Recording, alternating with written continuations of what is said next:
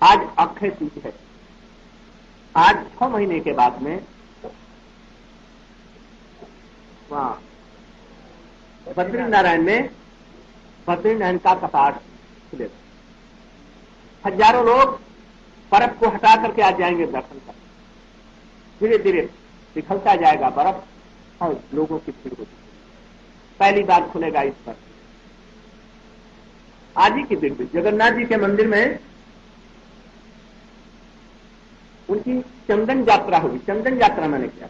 अब गर्मी पड़ रही है ना, इसलिए राधा जी को, राधा कांत को लेकर नौका में बिठाया जाएगा। बड़ी बड़ी सरोवर, अब उसमें सुंदर नौका होगी, उन पर उनको बैठाया जाएगा। चमर इत्यादि दुलेंगे, चंदन से उनको लीप किया जाएगा। कहीं कहीं ठाकुर जी को पूरा एकदम चंदन से भर देते। और जब तक गर्मी रहेगी तब तक उनको रोज चंदन दिया जाता है, मलय चंदन। क्यों? आज से गर्मी आरंभ हो जाती है, इससे ठाकुर जी की ये सेवा होती है। सब समय अपने जीवन में देखना चाहिए वही काम हमको करना है जिससे कि भगवान प्रसन्न हो सके और भगवान के भक्त लोग प्रसन्न हो। बस ये देख करके काम करो। अपने सुख के लिए मत करो। अपना सुख माने ये शरीर को जितना भी करेंगे 2 दिन के बाद में शरीर मर जाएगा, खत्म हो जाएगा। इसमें आत्मा अजर और अमर। हमारे दुखों का कारण यही है, हम लोग सर्वथा भगवान के दास हैं। भगवान के भूलने से हमारी ये दुर्दशा हो रही है। करोड़ों करोड़ों जन्मों के बाद में इस बार जन्म हमारा स्त्री और पुरुष को मिला है। ऐसा मत समझ लो कि ये पहली बार हो गया, करोड़ों करोड़ जन्मों के बाद। और इस जन्म में भगवान का भजन नहीं किया और किसी के साथ में ये गारंटी है, और लाखों जन्म चले जाएंगे तो मनुष्य का जन्म यदि होगा तब मिलेगा। नहीं तो लाखों जन्म में कीड़े मकोड़े, मछली, गधे, घोड़े, सुअर निश्चित रूप में होंगे। इसको समझ लो, कोई इसको काट नहीं सकता।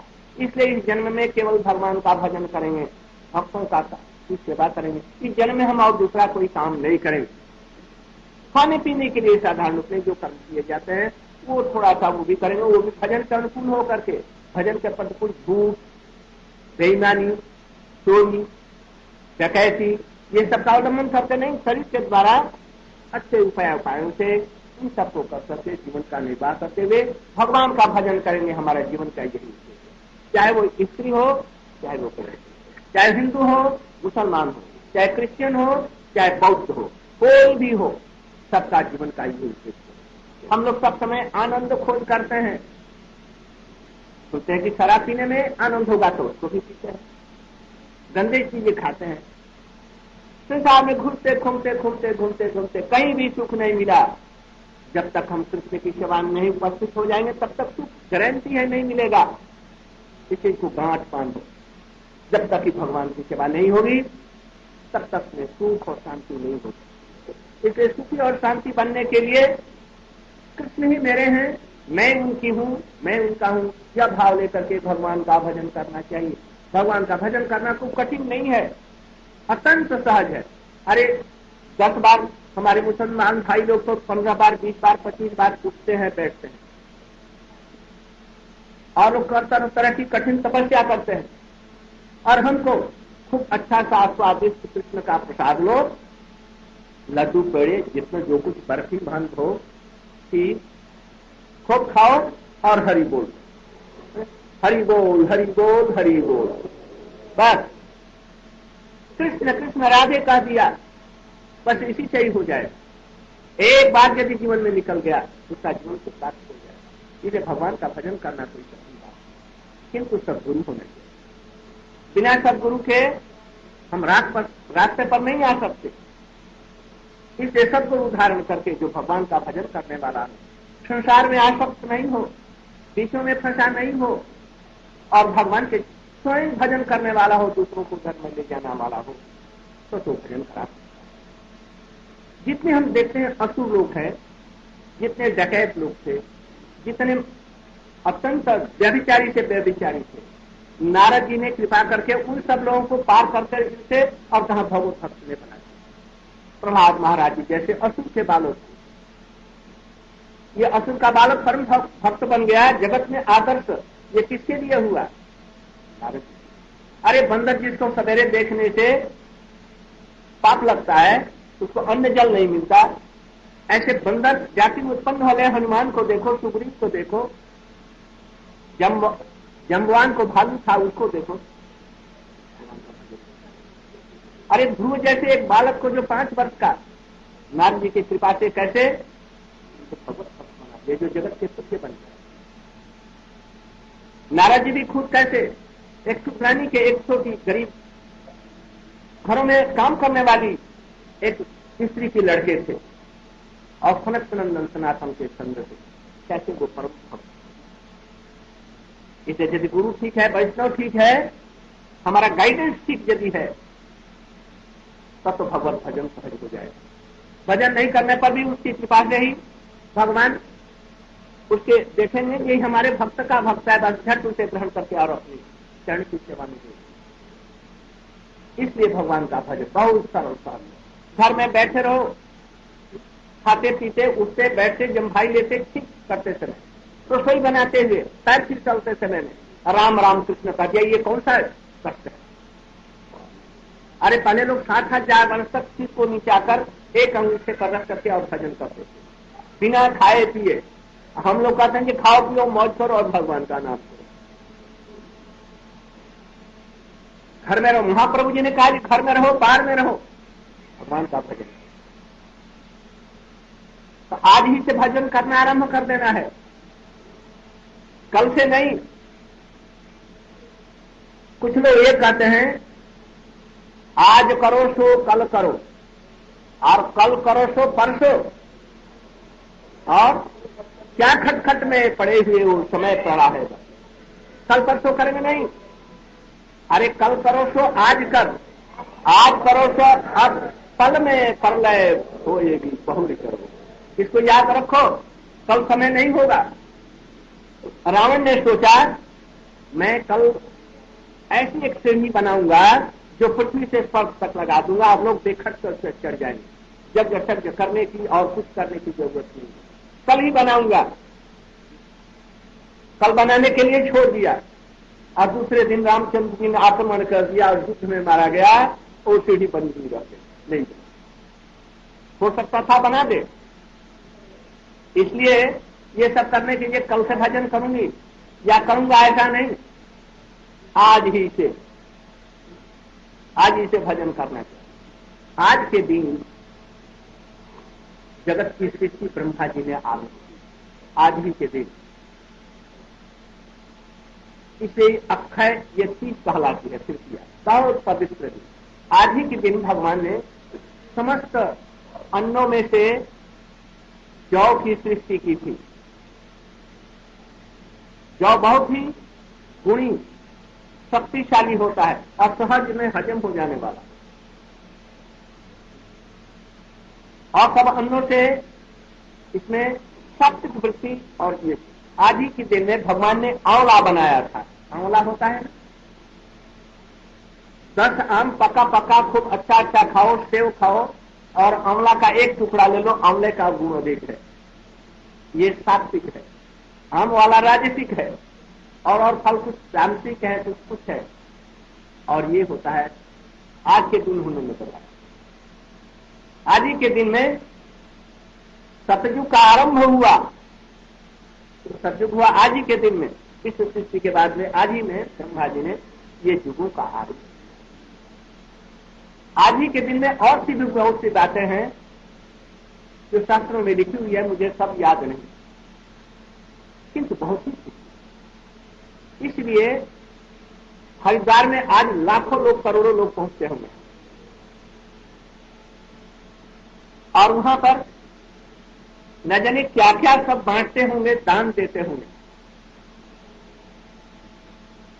आज बंगाल में और जमुना गंगा का जहां जहां किनारा है, बड़े बड़े भारी मेले होते हैं और लोग गंगा में स्नान करते हैं और दान पुण्य करते हैं। आज हम लोग क्या दान करेंगे, क्या करना चाहिए जिससे हमारा कल्याण हो? कुछ न कुछ जरूर दान करना चाहिए, रुपया पैसा कंबल अन्न यहाँ तक कि ये सत्तू आज भगवान को और गुड़ और उसमें घी मिलाकर ठाकुर को अर्पण। हम लोग क्या करें? आज हम लोग अपने को कृष्ण के चरणों में, राधा जी के चरणों में दान दे दो। समझा? आज से मैं अपना नहीं रह गया। आज हम लोग सबसे बड़ा दान ये देंगे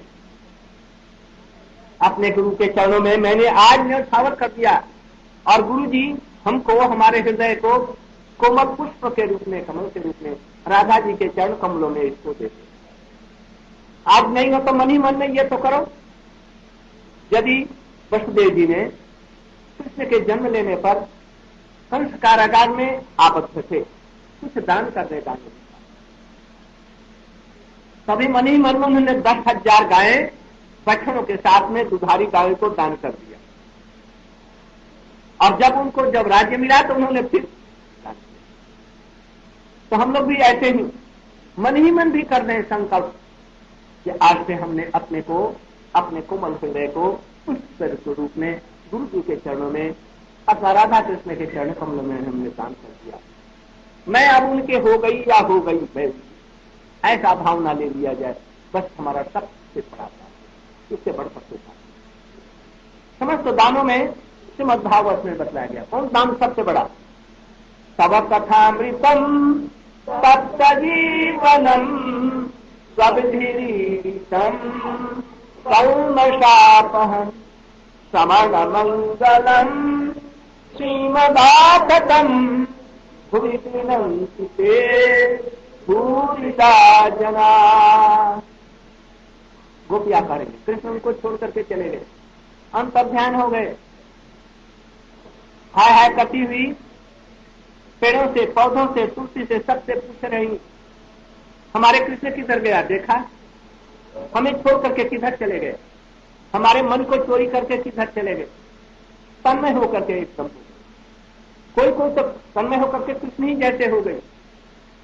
और एक गोपी को पकड़ करके कहती है तू उतना है और उसका दूध पान करने, उसे मारने लगे। कोई कुछ हो गया, उस समय में गोपियां कर रही हैं तब कथामृतम तप्त जीवन, जिनका जीवन इस जगत में तप्त हो गया है। घर में रोज लड़ाई होती है, पति से नहीं बनती, बेटे बड़े हो गए उनको घर से निकालते हैं, और सब दुख कष्ट इस जगत में है। वो तो आप लोग सभी देखते हो, शरीर में रोग ऐसे हैं, किसी से बनती नहीं। कितने ताप, जो संसार के तापों से अत्यंत गलित हो उठा है, उसके लिए भगवान की कथा कैसी है? अमृत के समान, शांत शीतल करने वाली। वेद शास्त्रों में ऐसा ही कहा गया है। भगवान की कथाएं कान में जाने के साथ ही हृदय को शीतल कर और उसको परम अमृत में बना देती हैं। ये कथाएं कैसी हैं? श्री मादाता समस्त श्री शोभा को देने वाली है। इन कथाओं का जो दान करते हैं वो कैसे हैं? महाफूलदा, उनके समान जगत में कोई उदार व्यक्ति, महादानी है जो हरिनाम दान करते हैं, भगवान की कथाओं को दान करते हैं। इसलिए चैतन्य महाप्रभु जी ने जगत भर में जो कृष्ण नाम दान किया, इसलिए उनको कहा जाता है नमो महावदन्याय कृष्ण प्रेम प्रदाय। चैतन्य महाप्रभु जी ने विश्व में बाघ, भालू, हाथी, मनुष्य जो सामने आया उसी को कृष्ण प्रेम किया। ये कृष्ण नाम करो। जो सामने आया कृष्ण को देखा वो हरि हरि बोलने लग गए।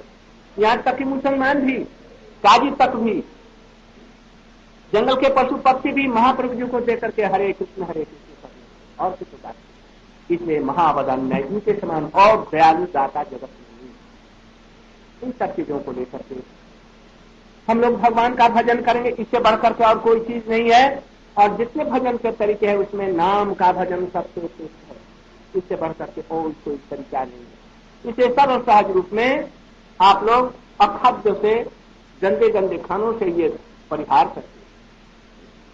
किसी प्रकार का निशा नहीं करना चाहिए, धूम्रपान इत्यादि नहीं करना चाहिए, गांजा भांग अफीम इत्यादि से बच करके तरह करके भगवान का। पैसे कौड़ी की कोई जरूरत नहीं, ढोलक नहीं बजाने आता है कोई बात नहीं, नृत्य नहीं आता है कोई बात नहीं, मोटा स्वर है उसमें भी को तो हरे कृष्ण का ऐसा ये नाम है। इसलिए अभी आप लोगों को वृंदावन जाना होगा। आप लोग काशी में जन्म स्थान दर्शन करेंगे और उसके बाद में वृंदावन में जाएंगे। आज वहीं पर विश्राम करें, उनका दर्शन करेंगे।